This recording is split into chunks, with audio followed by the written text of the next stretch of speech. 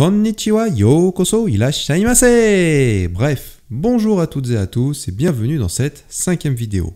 Ah, le Japon, ses jardins zen, ses temples, ses quartiers otaku, ses onsen, et surtout ses châteaux. Bah oui, c'est annoncé dans le nom de la chaîne. Quand on planifie son voyage au Japon, on se demande souvent ce qu'on doit faire en priorité, quels sont les endroits à ne pas rater et comment bien optimiser tout ça. Ici, vous le savez, on parle surtout des châteaux du Japon, voire même uniquement de ça. Donc aujourd'hui, je vous propose de répondre à la question suivante. Je prévois d'aller au Japon, quand ce sera à nouveau possible évidemment, et j'aimerais savoir quels châteaux sont à envisager pendant mon voyage. Pour cela, je vais vous indiquer quels sont ceux à ne pas rater dans chaque région par ordre de priorité. Comme je vais parler d'endroits assez connus, je vais aussi vous proposer des châteaux moins visités, mais qui valent quand même le détour. Je considère aussi que vous êtes en possession du fameux et précieux JR Pass et donc que vous n'avez aucune restriction avec les trains niveau budget. Pour commencer, imaginons que vous restez à Tokyo une semaine. Je vous conseille de bien visiter ces quartiers emblématiques dans un premier temps et de bien profiter de la ville. La ville de Nikko, plus au nord, est aussi à ne pas rater. Les environs de Tokyo ne sont pas connus pour avoir des châteaux à absolument visiter. Donc, si c'est votre première fois au Japon, je ne pense pas qu'il faille chercher des châteaux à tout prix autour de Tokyo. Mais vous pouvez toujours aller faire un petit tour au château d'Edo, juste à côté de la gare de Tokyo. Il s'agit d'un parc très agréable, gratuit, avec quelques tourettes et le Tenshodai du château, qui est le socle empire du donjon principal. C'est en centre-ville, facile d'accès, alors pourquoi pas. Par contre, vous n'aurez accès qu'au parc, car le reste du site est réservé à la famille impériale. Après, pour ceux qui connaissent déjà bien la ville et qui cherchent de nouvelles idées aux alentours, ou alors qui souhaitent sortir des sentiers battus, voici quelques sites intéressants. Tout d'abord, nous avons le château de Kawagoe avec son palais de résidence, considéré comme étant d'origine. En fait, il n'y a plus de château à cet endroit, mais la visite du palais est sympathique, en plus d'être un des 4 derniers goten d'origine du pays. Beaucoup plus au sud, depuis la gare de Mishima, plus un trajet en bus, on trouve l'atypique château de Yamanaka avec ses douves en forme de gaufre et sa magnifique vue sur le mont Fuji. Le site n'est pas facile d'accès, mais vraiment très intéressant. Soyez sûr qu'il fasse un grand ciel bleu pour bien profiter de la vue. Après, s'il n'est pas déjà dans votre planning, le meilleur château à visiter à la journée depuis Tokyo est celui de Matsumoto dans la préfecture de Nagano. Je ne présente plus ce château Corbeau qui est un incontournable en plus d'être situé au milieu des Alpes japonaises. Vous pouvez prendre le Shinkansen depuis la gare de Tokyo jusqu'à Nagano, puis un train express jusqu'à Matsumoto. Comptez environ 2h30 de trajet. Il existe aussi des trains express depuis Shinjuku qui vont directement jusqu'à Matsumoto, mais comptez environ 3 heures de trajet. Je vais aussi vous parler du château de Kanazawa dans la préfecture d'Ishikawa, côté mer du Japon. Depuis quelques années, Kanazawa est accessible depuis Tokyo en Shinkansen avec un trajet de 2h30, donc pourquoi ne pas en profiter? La ville est connue pour être la petite Kyoto du Japon, mais aussi pour avoir le plus beau jardin zen du pays, le Kenrokuen. Déjà, rien que pour cela, ça vaut le coup d'y aller. Ensuite, son château est un excellent endroit à visiter. Le site est magnifique, certaines portes sont d'origine, même si la plupart des bâtiments sont des constructions en bois avec les techniques de l'époque. Le site est vaste, agréable et très joli. Donc passer une journée, voire 2 dans la ville de Kanazawa depuis Tokyo et visiter son château est un très bon plan.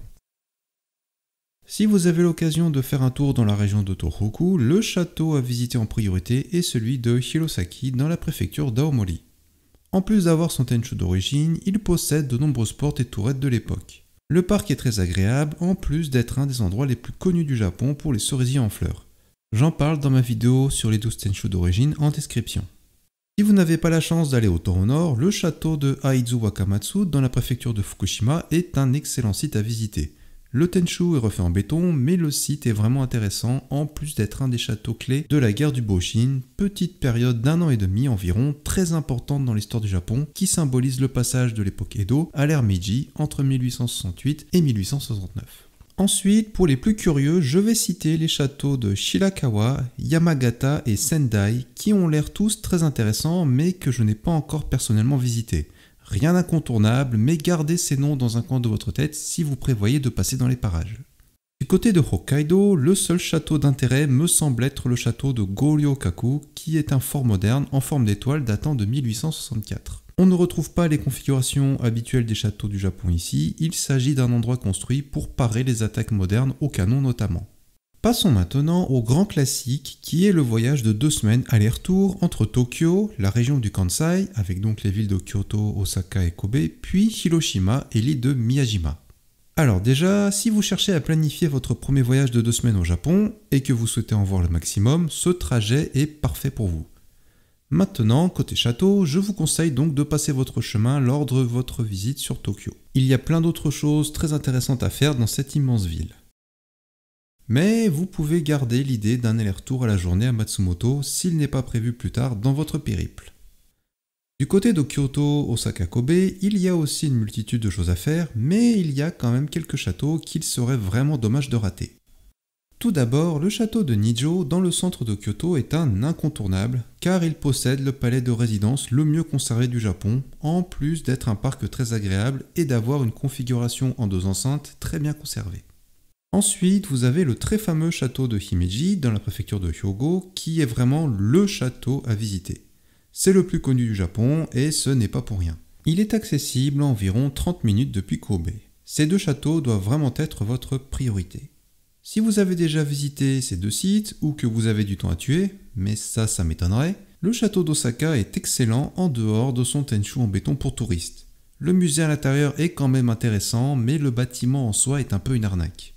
Le point important est de bien profiter du parc, des douves, des murs et des autres bâtiments qui, eux, sont d'origine comme les portes et les tourettes. Que vous soyez sur Osaka ou sur Kyoto, un bon plan peut être de faire Himeji à l'ouverture le matin et Osaka ensuite au retour. Comme le parc ne ferme pas, vous n'avez aucune contrainte horaire. Maintenant, un petit bijou à 30 minutes, 1 heure au nord-est de Kyoto, dans la préfecture de Shiga, qui est le château de Hikone. C'est un des rares châteaux classés comme trésor national au Japon avec son tenchu d'origine. Il possède aussi un très joli jardin en contrebas. S'il existe un rapport qualité méconnu, bah oui pourquoi pas, ce château est clairement un des meilleurs. En plus, vous allez pouvoir faire la connaissance de sa mascotte, le fameux Hikonyan. Hikonyan, Hikonyan, Hikonyan, Hikonyan-sama, naze sonna ni kawaii desu ka? Aishite orimasu zo, honmayade. Bref, prenez-le sérieusement en considération lors de votre planification. Et pour finir, si vous prévoyez un crochet par Wakayama, son château est très bon également. Le tenchu est refait en béton, mais en respectant le bâtiment d'origine. Il possède une forme appelée l'Enritsushiki, c'est-à-dire en forme carrée avec une cour intérieure, ce qui est très rare, tout comme son pont couvert reconstruit en bois. Rien de prioritaire non plus, mais c'est un endroit très agréable et intéressant. Ensuite, entre la région du Kansai et Hiroshima-Miyajima, il y a des châteaux intéressants, mais pas au point de devoir s'y arrêter si on n'a que 2 semaines de voyage. Je vais tout de même vous citer le château d'Okayama qui a disparu pendant la Seconde Guerre mondiale. Son tenchu est refait en béton, mais en respectant l'original. Juste à côté, vous pourrez aussi trouver un des 3 grands jardins du Japon, le Korakuen, qui vaut vraiment le coup, en plus d'être facile d'accès depuis la gare. Pour finir, si vous restez plusieurs jours du côté de Hiroshima, je vous conseille aussi de faire un petit crochet par la ville de Iwakuni. Son château n'a rien d'extraordinaire, mais on trouve à son pied un pont assez exceptionnel qui est le Kintaikyo. Je vous mets quelques images pour vous donner une idée de la bête, c'est vraiment un site incroyable que je recommande fortement. Faisons maintenant une petite parenthèse sur la ville de Nagoya, la fameuse ville où personne ne s'arrête car il n'y a soi-disant rien à faire. Pourtant, tous les Shinkansen s'y arrêtent, donc pas d'excuses. Bon, elle n'a certes pas l'aura d'un Tokyo ou d'un Kyoto, mais pour ce qui est des châteaux, ça vaut le coup d'y passer un jour ou 2. En plus d'héberger le temple Atsuta, qui fait partie des 3 grands temples shinto du Japon, la ville possède aussi le château de Nagoya, qui est un site assez sous-estimé. Le tenchu du château est certes refait en béton, mais en plus d'être un des plus grands du Japon, il respecte le bâtiment original. Les tourettes sont d'origine, comme aussi certaines portes, et le palais de résidence a été refait à neuf avec les techniques d'antan et tout en bois. Il est vraiment magnifique et cela vous donne une idée de ce qu'était le Nijojo de Kyoto dans le temps. Le château de Nagoya était d'ailleurs considéré comme le plus beau du Japon avant les bombardements de 1945. Au nord de Nagoya, à 30 minutes en train environ, vous trouverez aussi le château de Inuyama qui est un trésor national et peut-être le château avec le plus vieux tenchu du Japon. Le site ne paye pas de mine à première vue, mais l'arrivée par sa rue traditionnelle et le château sont vraiment agréables pour une sortie à la demi-journée. Bref, une petite pépite qui passe souvent à la trappe dans le programme des visiteurs. Si vous décidez d'abandonner les trajets en Shinkansen et de tenter votre chance sur la très méconnue île de Shikoku pour quelques jours voire une semaine, voici les châteaux les plus importants à voir. Déjà, cette île n'est pas avare en châteaux ayant toujours leur Tenchu d'origine, car elle en possède 4 sur les 12. Ceux à visiter en priorité sont les châteaux de Iyo-Matsuyama dans la préfecture de Ehime, celui de Kochi dans la préfecture de Kochi et de Malogame dans la préfecture de Kagawa. J'en parle dans ma vidéo sur les 12 Tenchu d'origine, mais pour résumer rapidement, Iyo-Matsuyama est un des meilleurs châteaux du Japon et peut-être mon préféré à titre personnel. Celui de Malogame possède les murs en pierre les plus impressionnants du Japon et Kochi est le seul château qui possède son Tenchu et son Goten d'origine. Ils sont tous faciles d'accès avec les trains express de l'île de Shikoku depuis la ville d'Okayama. En route maintenant pour l'île de Kyushu. Pour tout vous dire, je n'ai pas eu l'occasion de beaucoup explorer cette région, mais si vous y passez, il y a un nom à retenir en priorité qui est le château de Kumamoto.